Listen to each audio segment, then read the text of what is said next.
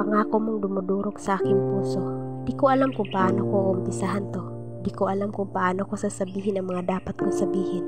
Di ko alam kung paano gawin ang mga dapat kong gawin, sapagkat ngayon ako ay nadurog ng gusto sa iyong mga pangako. Mga pangako mong hindi sigurado, mga pangako mong dumudurog sa aking puso. Hanggang ngayon kasi naniniwala pa rin ako na ikay magbalik at tutuparin ang iyong binitiwang pangako. Pero mahihintayin pa ba ako? Baka kasi naghihintay na lang ako sa wala. Akala ko kasi dati ang pangako ay pangako. Akala ko dati ang salitang pangako ay sagrado. Kaya naniniwala ako ng husto sa iyong mga pangako. Kaya rin ako nasaktan ng ganito. Ba't ba kasi nangakay na nga ako? Di ka naman pala sigurado.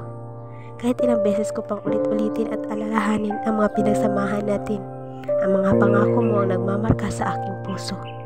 Ang mga matatamis mong salita ay nagdudulot sa akin ngayon ng luha. Sa tuwing naalala ko ang mga salita na sasaktan mo ako.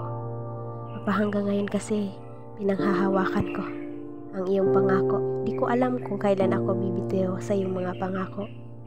Hiling ko sana ay tuluyan kong makalimutan ang iyong pangako, sapagkat ikaw ay tuluyan na naglaho. Sana maghilom ang sugat sa puso ko, kasi di ko na alam kung paano ko buuin uli ang saking sarili. Di ko na rin alam kung paano magsimula uli. Nasanay kasi ako na nandyan ka lagi.